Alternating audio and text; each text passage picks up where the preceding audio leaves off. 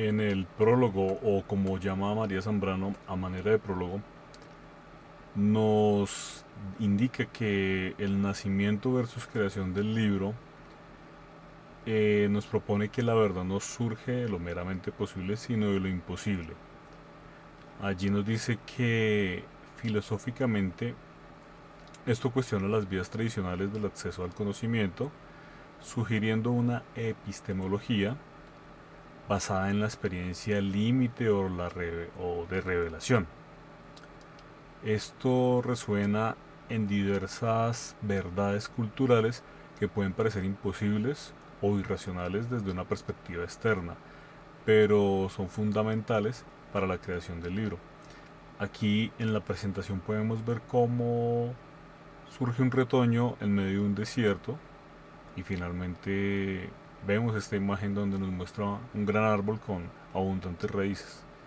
Esto lo relaciono con la creación del libro conforme lo que leí, en donde ella explica ese exilio, el cual la marcó mucho, el cual le aportó mucho, la hizo reflexionar.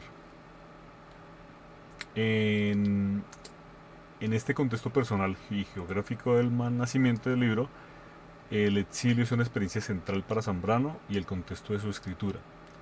Allí acontece como ella nos cuenta desde su viaje desde España, es un viaje que realizó en barco con destino a Chile, pero hacen una parada en Cuba y allí uno de los profesores le comenta que conoce sus escritos, lo cual la sorprende mucho.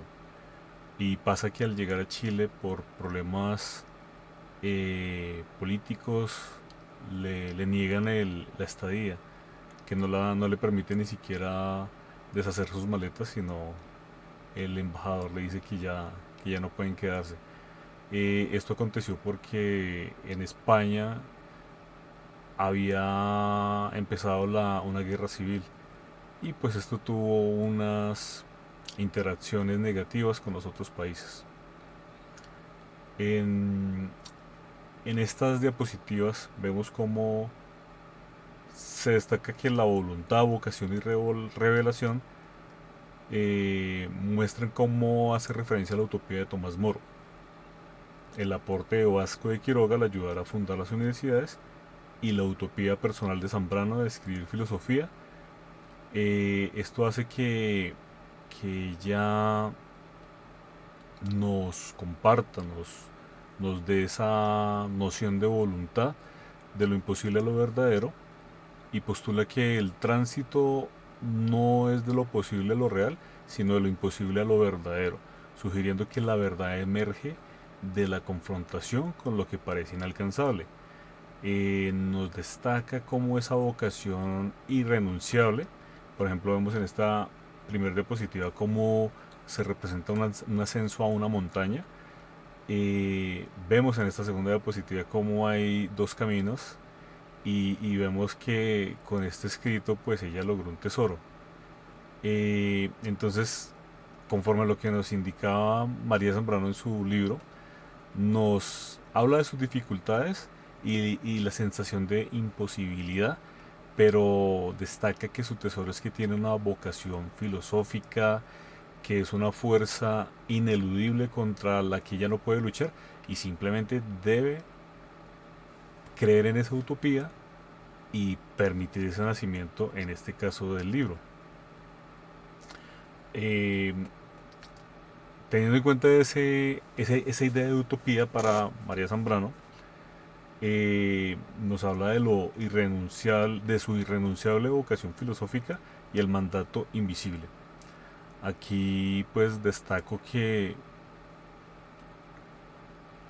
pese a todas las adversidades, ella logró crear el libro, logró tener apoyo en, por ejemplo, en la Universidad de San Nicolás de Hidalgo, en donde escribir y explicar filosofía era parte de lo que a ella le gusta, parte de lo que le exigían. O sea, estaba haciendo algo para lo que ella tenía esa voluntad que la movía y ante lo cual ella llamaba como una belleza. Y ella también destaca cómo su fortaleza viene de las tinieblas y no de la luz, viene de la oscuridad. Y eso hace ver que en todo su conocimiento ella fue muy humilde en el sentido de que sí tenía filosofía, sí tenía conocimientos, pero en su forma de ver se impulsaba por esas tinieblas que ella menciona, porque ella sabía que simplemente era un aporte, lo consideraba como un aporte y no como un decreto total sobre la filosofía.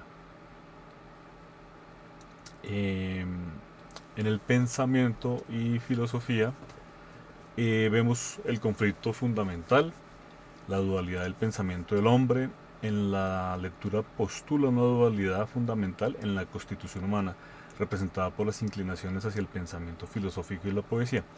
Aquí vemos cómo hay una imagen de una balanza y esa balanza representa, por un lado, su experiencia, porque conforme la compartió, en muchas ocasiones puede que no haya querido continuar con el libro, pero eso que ella menciona que es su núcleo, lo que busca la filosofía, fue lo que la movió y la llevó a concluir el libro. En esta otra imagen vemos como hay un camino y hay un árbol con forma de corazón.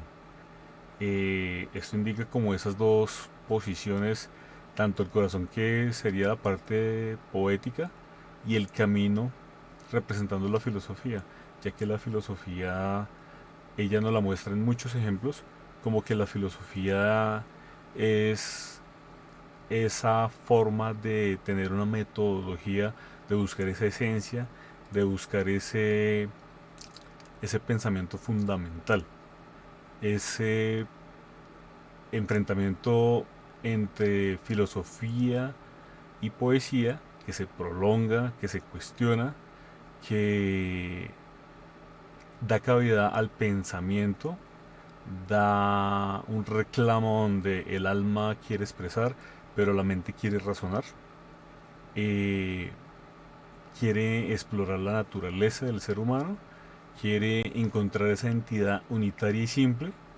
quiere disuadir tensiones internas y diferentes, y Zambrano nos indica que con condescendimiento a su oscuridad salvadora se libra de un infierno de luz. Esto sugiere, nuevamente lo digo, su humildad y la aceptación a los límites humanos. Eh, Nos demuestra de sus virtudes, nos muestra cómo en su prudencia tiene gran sabiduría y nos enseña cómo desarrolla una cultura hacia la filosofía, en donde pese a las adversidades o a los imposibles, nos muestra un dominio absoluto de cómo asciende en medio de esa tempestad, en medio de esa dificultad, y nos adentra en este pensamiento de filosofía y poesía. Eh, en esta diapositiva vemos cómo se destaca esa idea de poseer y verdad. Aquí se representa la filosofía con un esquema más ortogonal, más lineal, y cómo se representa la poesía con variedad, con muchos colores.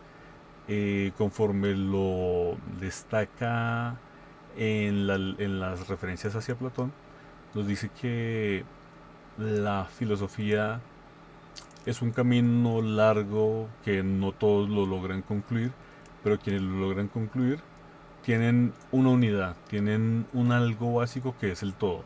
Mientras que en la poesía tienen diversidad de opciones, de expresiones, de manifestaciones que temporalmente dan esa sensación, ese sentir, pero no dan esa unidad permanente que permite la filosofía, y por lo tanto el camino de la poesía es mucho más largo, es mucho más denso. En esta diapositiva vemos cómo con esta imagen un poco artística, un poco a manera de danza, se representa la poesía, y esta imagen de una escultura más formal, más erguida, destaca la filosofía. También lo podemos ver en estos paisajes, por ejemplo, en este paisaje en donde la filosofía se enfocaría en analizar un paisaje, pero ese paisaje solo analiza un aspecto. Mientras que en esta otra imagen es la poesía buscando la variedad, salir de ese laberinto en el que está en ese momento y fácilmente sale el laberinto o dice no estar en un laberinto. Por lo tanto, esos dos orígenes nos dicen cómo el filósofo sigue un camino en búsqueda de la perfección y renuncia a lo inmediato en pos de un fin superior, lo que es la verdad absoluta, y la poesía permanece en la admiración y en la inmediatez de las cosas, no busca violentamente. Ese violentamente es porque en el camino de la filosofía, el que decide ser filósofo se abstiene de esos placeres de la carne, se abstiene de permitirse muchos aspectos de la vida común y corriente. Y eso es lo que lo lleva a encontrar ese núcleo verdadero del pensamiento filosófico. En esta imagen vemos a Platón. Este es el Platón de la izquierda, es un Platón que se autopiensa, se examina, se halla en el camino de la filosofía. Y en esta otra imagen es un Platón le indica a la poesía que que no está completa, que no se empareja con la filosofía. Entonces la filosofía tiene un valor por la unidad y un ser trascendente, mientras que la poesía se ancla en la riqueza de las apariencias y la multiplicidad. En esta otra diapositiva, lo que se quiere hacer es referencia a diferentes orígenes. La filosofía nace de la admiración, se caracteriza por una violencia interior, la que mencionaba anteriormente, de abstenerse, de la rigidez, la rigurosidad para mantenerse en el camino del pensamiento filosófico, y esto la impulsa a desprenderse del mundo, a desprenderse de lo inmediato, a buscar la verdad oculta, unitaria, mediante un método. La poesía, en cambio, permanece en la admiración original ante la multiplicidad, ante la variedad, y no tiene esa unidad que tiene la filosofía. Y aquí en esta imagen vemos cómo pueden haber diferentes puentes, caminos que se conectan o que simplemente llevan a un vacío o que llevan a escalar y a encontrar una luz. Y cuando se encuentra esa luz, vemos cómo el ser se ilumina, que vendría a ser el camino de la filosofía, y esa iluminación es plena, lo llena todo, lo cubre todo. El ser versus su apariencia normalmente está en conflicto, y la poesía se arraiga en diferentes posturas respecto a la primacía de la filosofía, y esta poesía vive de apariencias, vive de lo que cada uno sienta, de lo que cada uno quiera representar, y abraza al no ser. La filosofía busca el ser. Eh, por ello lo de la condenación de la poesía platónica.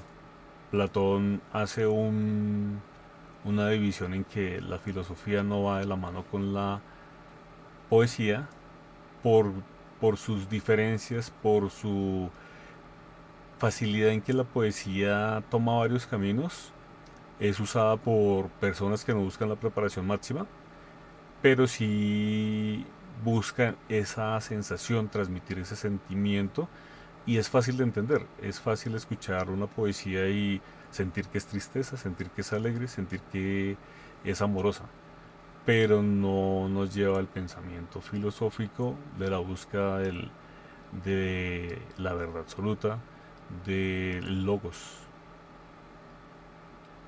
Y con esto concluyo esta parte de la presentación para darle continuación a la poesía y ética.